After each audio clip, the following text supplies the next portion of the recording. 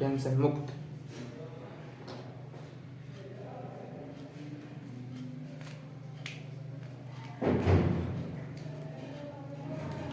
ठीक है, अब देखते हैं मैं सेकंड चरण, प्रथम चरण था, अब देखते हैं द्वितीय चरण।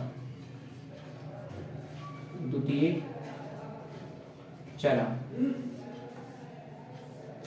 ठीक है, इस प्रकार से। अब द्वितीय में इसमें भी क्या हुआ, साधारण अनुमान, साधारण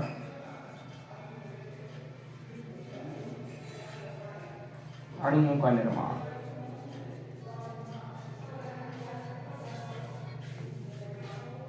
ठीक है, ये अलग है, इसको थोड़ी नीचे लिख देते हैं।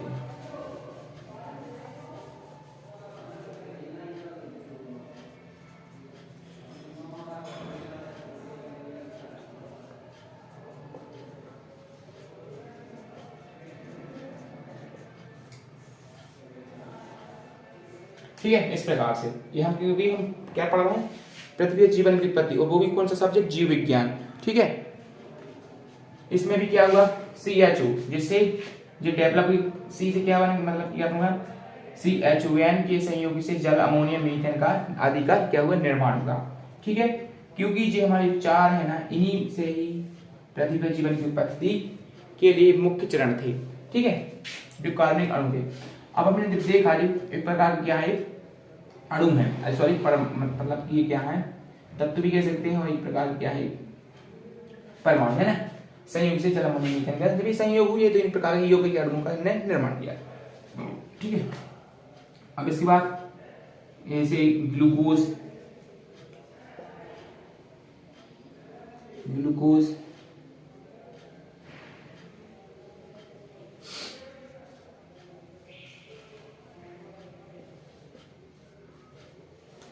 ग्लूकोज बन गया, ग्लिसरीन,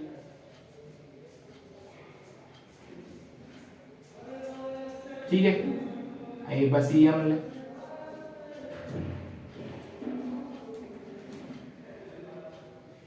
अमीनो अम्ल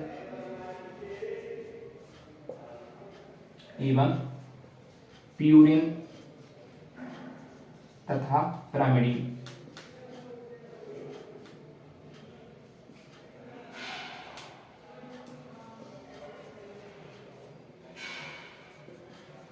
आदि का निर्माण हुआ।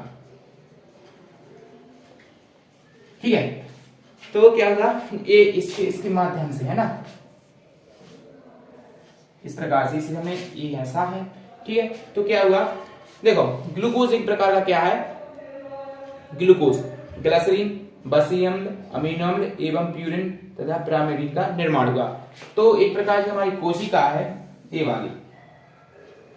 ठीक है, तो एक प्रकार की अविकसित सेल है ना, एक प्रकार की इसमें अविकसित कोशिका है, प्रोकैरियोटिक कोशिका हम आपको बता रहे हैं।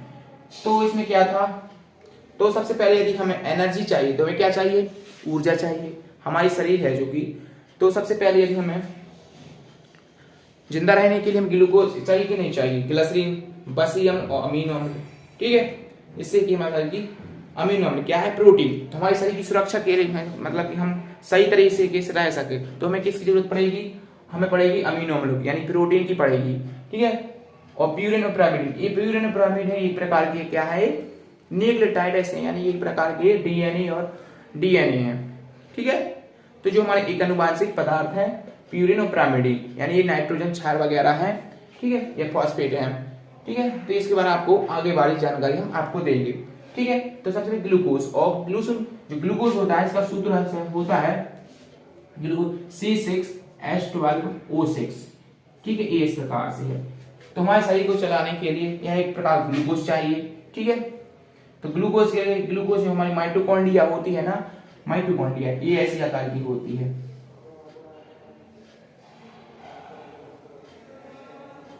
ऐसी होती है ना, ये माइटोकॉन्ड्रिया, जिसे हम क्रिस्ट, इसको जो घुमावदार संरचना होती है इसको हम क्रिस्टी बोलते हैं। ठीक है, इस प्रकार से होती है, ये हमारी माइटोकॉन्ड्रिया होती है। तो इसकी जो माइटोकॉन्ड्रिया होता है, इसमें एक तो पता है आपको माइटोकॉन्ड्रिया होती है, ये हम विकसित सेलों में होती है, यानी कि यूकैरियोटिक कोशिकाओं में होती है, विकसित होती है। ठीक है ना, आप समझो कि ये अविकसित सेलों में होती है, प्रोकैरियोट में। प्रोकैरियोट में कोशिका में नहीं होती है। तो आपकी थोड़ी ध्यान की जानकारी के लिए, तो हमें क्या है, ग्लूकोज, तो हमें जिंदा रखने के लिए क्या चाहिए, हमें ग्लूकोज की जरूरत पड़ेगी, है ना।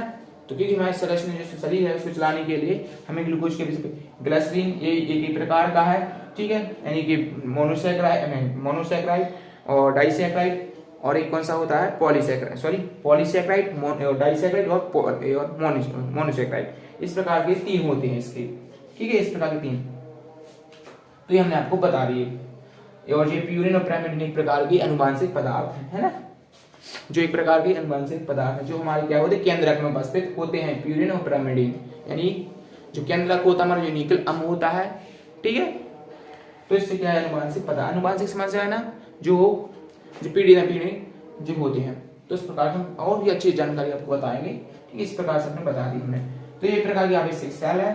तो सबसे पहले क्या हुआ, आवश्यक सेल बनी, ठीक है, यानी कि प्रोकैरियोट सेल बनी, वो पूर्ण रूप से आवश्यक थी। उसमें देखो यदि केंद्रक भी था लेकिन बिखरा पड़ा था केंद्रक, है ना, लेकिन एक प्रकार से डेवलप कोशिका नहीं थी प्रोकैरियोट कोशिका की, ठीक है। तो इस प्रकार से हमने ये बता दी। अब जब धीरे धीरे और डेवलप हुई हमारा अच्छी जानकारी आपको देंगे, ठीक है, इस प्रकार से। और हमने तृतीय चरण, ठीक है, यहां आएगा तृतीय चरण,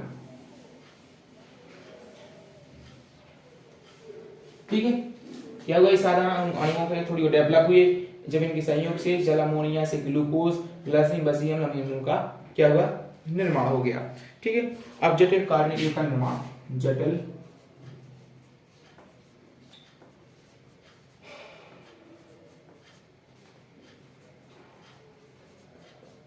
अणुओं का निर्माण, ठीक है। जटिल कार्बनिक अणु इन्हीं से ही मिलता है, जो जटिल हमारे ग्लूकोज, ग्लिसरीन, इसे से क्या होगा, सेल्यूलोज, जो पौध वगैरह होते हैं, सेल्यूलोज, सबसे पहले जो आते हैं ग्लूकोज, एक प्रकार का स्टार्च,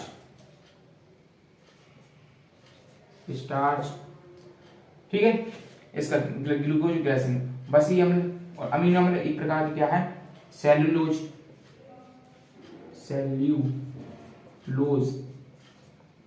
और प्यूरिन और pyrimidine एक प्रकार क्या है, न्यूक्लियर प्रोटीन, ठीक है, न्यूक्लियर प्रोटीन, न्यूक्लियर अम्ल भी आप कह सकते हैं ना, यही न्यूक्लियर अम्ल है ना। इस प्रकार से क्या, नहीं सॉरी, ग्लाइकोजन,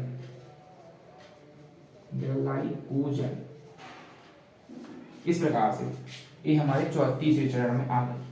ये यहां से है ना, इतना बस, ये अलग है और ये अलग है, ठीक है। अब आते हैं चतुर्थ चरण,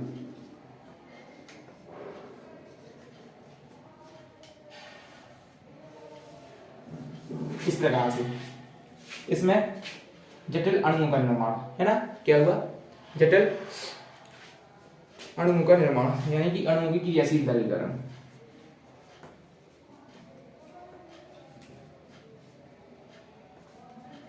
क्रियाशीलता, जिससे न्यूक्लियोटाइड्स का निर्माण होगा। न्यूक्लियोटाइड्स प्रकार क्या है, डीएनए है,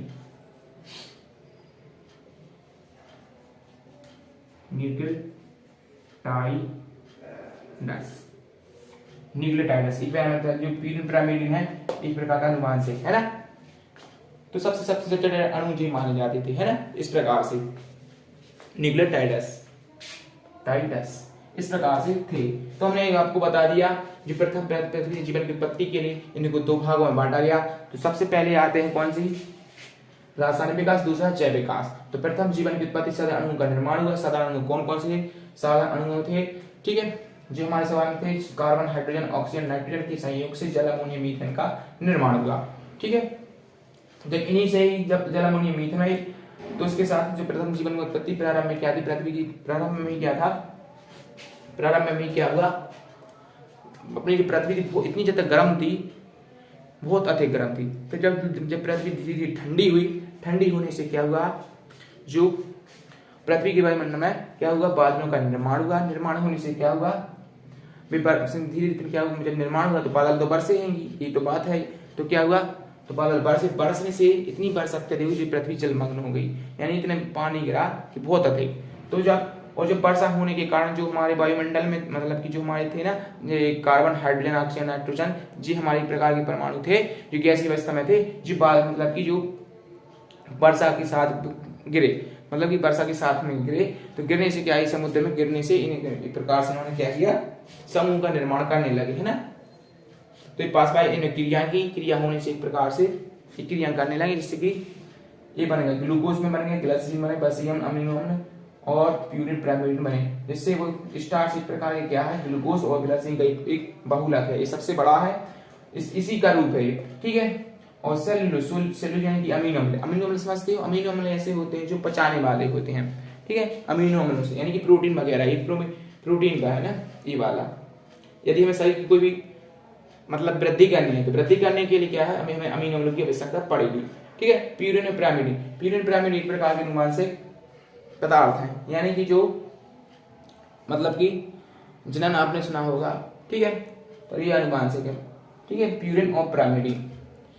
तो उत्परिवर्तन के लिए डीएनए इस तरह के बाद होता है, और ये सीखा था। और ग्लाइकोजन यदि क्या हुआ है, यदि हमने ज्यादा कार्बोहाइड्रेट वगैरह ग्लूकोज ले लिया, यदि ज्यादा हो जाता है तो वो ग्लाइकोजन में हो जाता है, ठीक है। इस प्रकार से न्यूक्लियोटाइड्स ये भी एक प्रकार का प्यूरिन पिरामिड का एक रूप है, बड़ा है, ठीक है। इस प्रकार से आपको ये जानकारी दी हमने। तो सबसे पहले मैंने बताया कि सात अणुओं का निर्माण कैसे हुआ।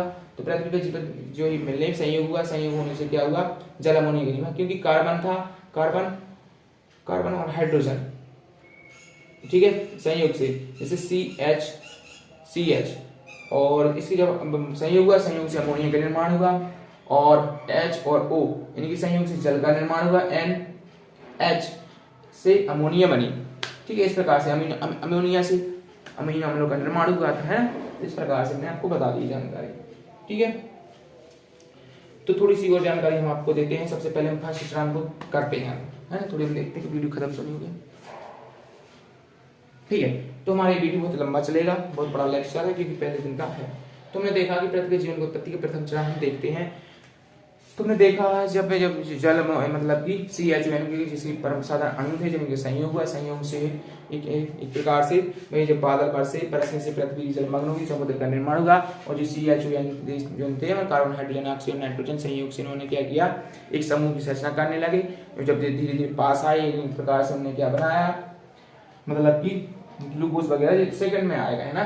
तो वैज्ञानिकों को मानना है कि पृथ्वी जीवन की उत्पत्ति इन्हीं रासायनिक युगों से हुई है, ठीक है। हम नहीं कह सकते, लेकिन वैज्ञानिकों ने कहा, तो हमने उन से पढ़ा है और उन्होंने ये आपको बता दिया है। तो पृथ्वी की जीवन उत्पत्ति इसी कारण से हुई थी, ठीक है। और सबसे पहले जो सेल थी वो एक प्रकार से आवेग से प्रोकैरियोटिक थी, ठीक है। अब साधारण को जो था ग्लूकोज वगैरह थे, तो और डेवलप हुई, तो अमीनो अम्ल बने, प्यूरिन बने, सेलुलोज वगैरह जो बने, इस प्रकार से बने थे, ठीक है। इस प्रकार से जानकारी दे दी। अब हम अगले वीडियो में पढ़ेंगे, प्रथम चरण को अच्छे से पढ़ेंगे वाला, ठीक है। इसको तो इसके साथ अगले वीडियो में देखते हैं। जय हिंद, जय भारत। यदि आपको समझ में आए लाइक, शेयर, कमेंट जरूर कीजिए। जय हिंद भारत।